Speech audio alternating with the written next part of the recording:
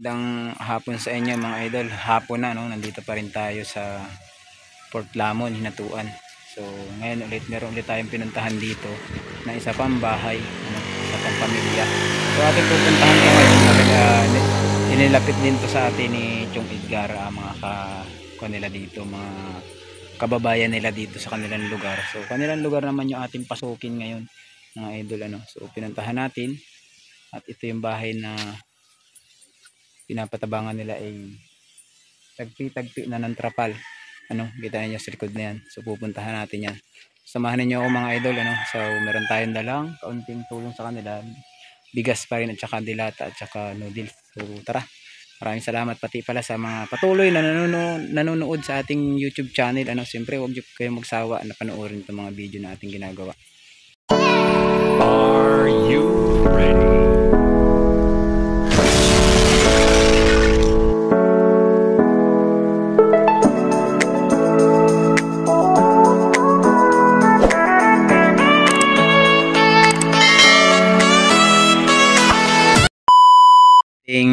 Ayuda, hindi yan mawawala. Lagi tayong may ayuda kapag nagbablog tayo. So pupuntahan natin dito. So ito mga idol yung bahay yung sinasabi natin. Maliit din siya, tapos ay meron ng tabi ng trapal na. Mayroon siyang bubong na trapal. So may kita natin talaga na isa siya sa karapat dapat na matulungan. So dito natin maibibigay yung ating dalang kaunting tulong. Ayan, kasama natin si Chong Edgar. Maayong tokol, makasabot ka ng Bisaya ay ng kanay Tagalog. Makasabot yun naaigamay kasi naaigamay akong Bisaya. Ayun, ako pala magpakilala muna ako sa inyo. Ako si JP Bintong TV, isa po akong charity vlogger. So ibinalita din lang sa akin na meron silang gustong patabangan diri sa isa inyong lugar ba. So si Chong Edgar, kailan mo si Edgar? Oh. Kailan mo si Edgar? So kumusta naman kayo diri, Col? Lagi ning balay yo. Kanang imong balay.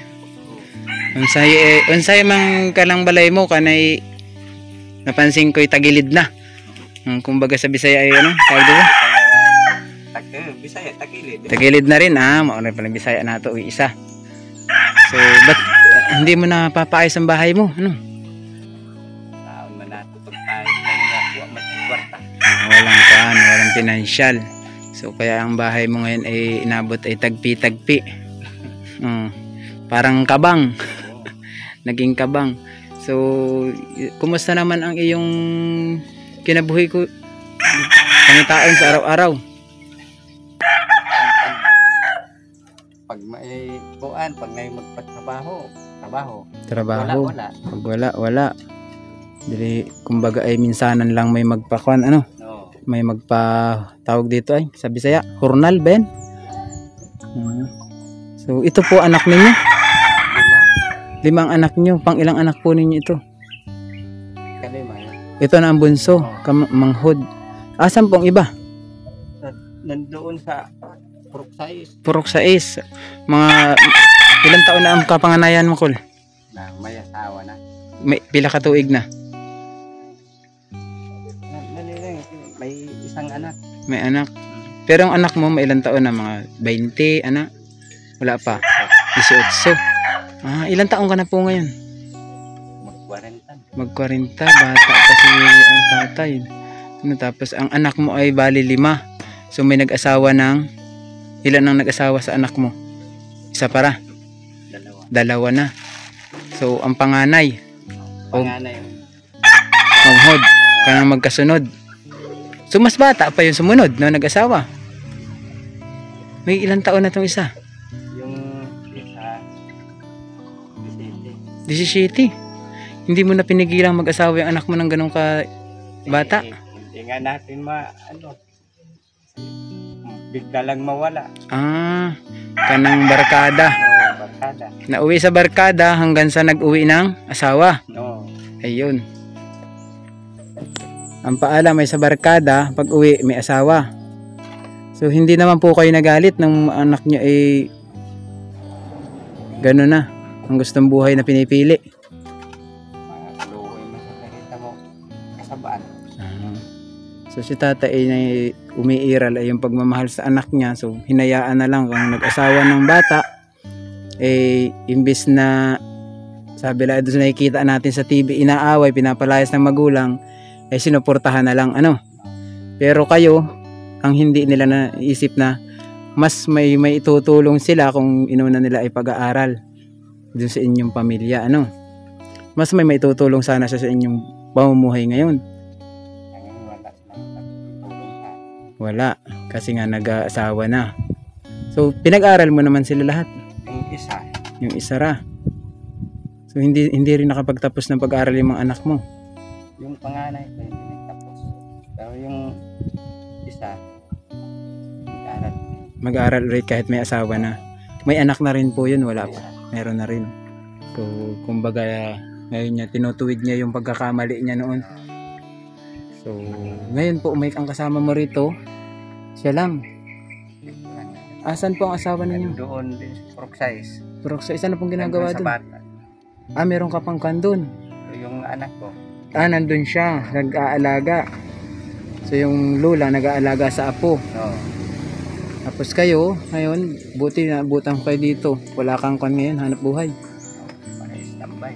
Wala, standby. Isod ka, ayaw mangita ng kan dito, no? Anong sabi lang ay paghanap buhayan. Sa dagat, malapit naman kayo sa dagat. Kabalo ka sa dagat. Maghanap buhay. Marunong sa dagat. Ay, hindi. Kasi mahirap din kasing sabi lang ay pumunta ka sa dagat para maghanap buhay tapos hindi ka kabalo, No, baka hindi ka na makabalik. Wala sa dagat ka. So, ang tinatahak mong trabaho lang ay yung kaya mo at alam mo ano. So, sa dagat, hindi mo alam maghanap buhay kung paano manghuli ng isda. O hindi ka marunong mamangka sa dalawang bahay o dalawang ilog. Joke lang yung kuya ha.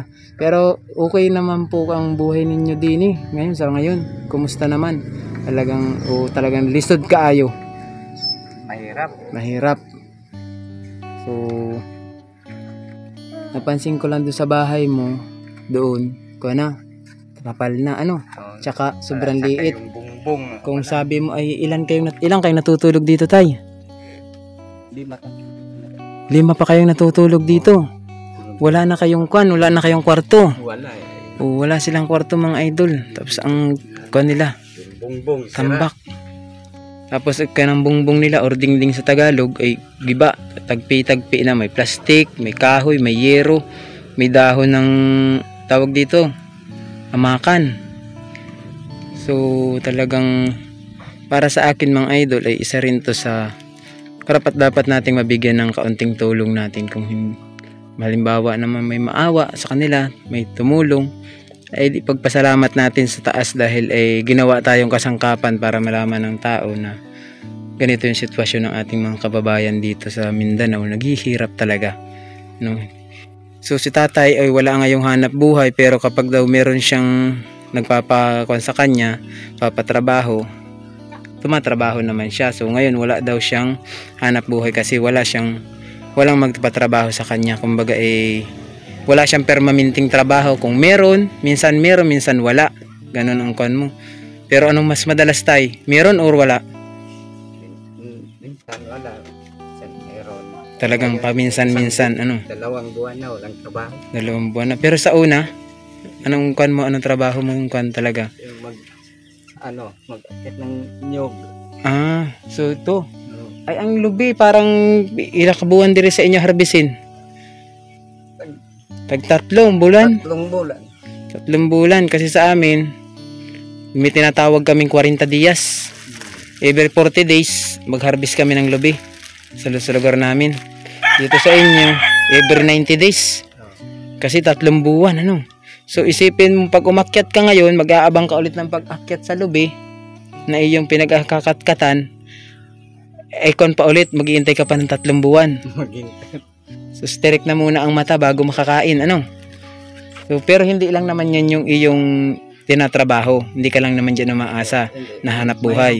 Meron pang iba. Ano pa iba? Ganon din. Ganon din sa ibang naman, kalubihan. Pero hindi naman lubi ng kapitbahay yun, inangkin mo, inakyat, hindi ano? Hindi naman. Pinagkuhan ka lang talaga, pinakatkat. Binayaran ka para katkatin. Sa Bisaya pa, igura pasaka. Pinasaka. Pinasaka sa imo ha, para ikay hatagan ng pira, ano? Hindi mo sinaka para ikay magkapira. Ayun. Nakaw na pala yun. Ayun. So, joke lang yun, kuya, ha? Kaya baka sabihin ng iba ay, uy, si Bintong hindi man lang marunong kuhan kay kuya. Magalang. Hindi, pinapatawa ko lang si kuya. So, ngayon, kuya, nagkain ng mga tanghalian? Kunting kanin. Konting kanin. Ano sudanin nyo dyan? Hindi pa naman ako kumakain. Suka at saka yung asin. Suka at asin. So, ito guys, kung yung sa iba ay tubig at asin, kay kuya, suka at asin ang ulam. So talagang makita naman natin ay hindi na ako papasok sa loob ng bahay ni kuya dahil nandito pa lang ako sa pintuan ay kwarto na, sala pa. Oh, kusina na rin. So sama-sama na mga idol. Kumbaga ay kung ikay nasa apartment ay studio type. Pero itong sa iyo ay hindi na to studio type eh. Talagang kuan ito all in. Kasi sama-sama na to talaga, may kwarto na, may sala, may pwede na rin yata din naliligo ang mga bata, ano? Sa taas. So, tayo meron akong kaunting dala para sa inyo. Bigas ay galing sa mabubuting taong tumulong sa akin na hinati-hati ko rin para ma-share ko rin sa iba.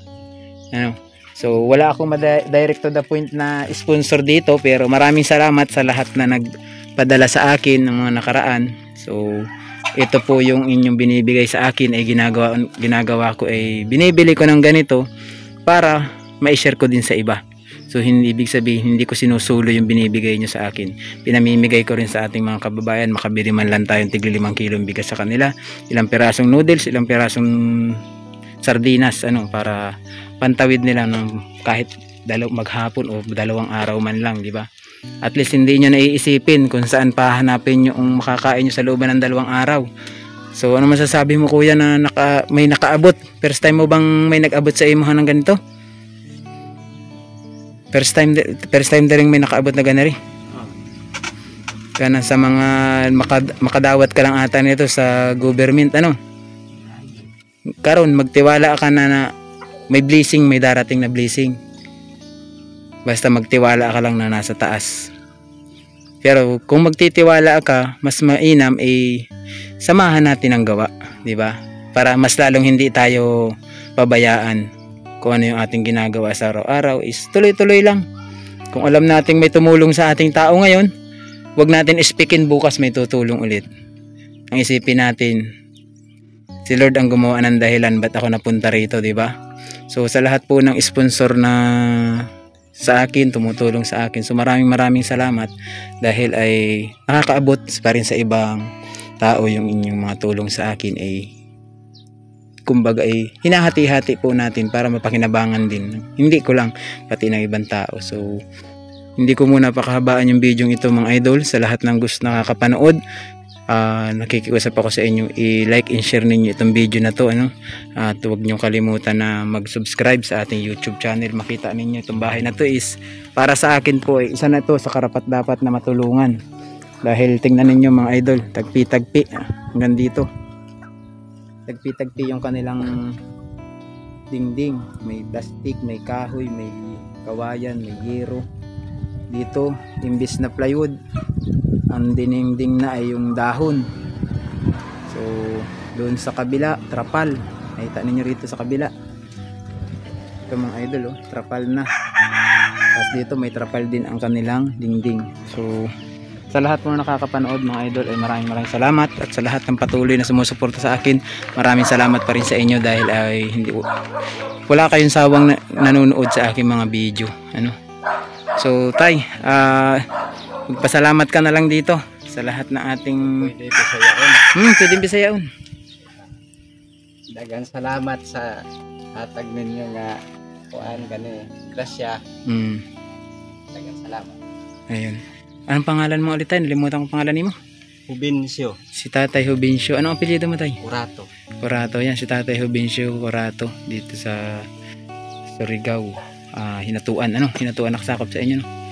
So sa lahat po ng nakakapanood, nakakita, ayan, wag nyo namang i-bash kung yun lang ang ating naibigay kay tatay. At kung ano man yung nakita ninyo ng kaayusan sa bahay ni tatay, wag nyo na ring i-bash, ano. So sa lahat ng nanonood, ang kikiusap lang ako sa inyo na pagpatuloy nyo yung pagsuporta ninyo sa katulad kong nagsisimulan charity vlogger, na talagang mas karapat dapat ninyong suportahan dahil ay malaki ang naitutulong sa katulad nating mga kababayan naghihirap dito sa Mindanao.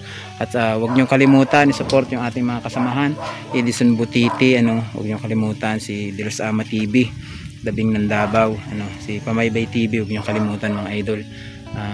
Talagang para tuloy-tuloy tayo sa mga ganitong gawain natin. So tayo, maraming salamat sa pagpa-unlock mong ma-interview ka, At sana ay wag mong isipin na ito lang yung ating pagbalik dito. Malay natin may magandang blessing tayo, maambagan ulit tayo, sa gibuhat ng ating Ginoo sa bilaang.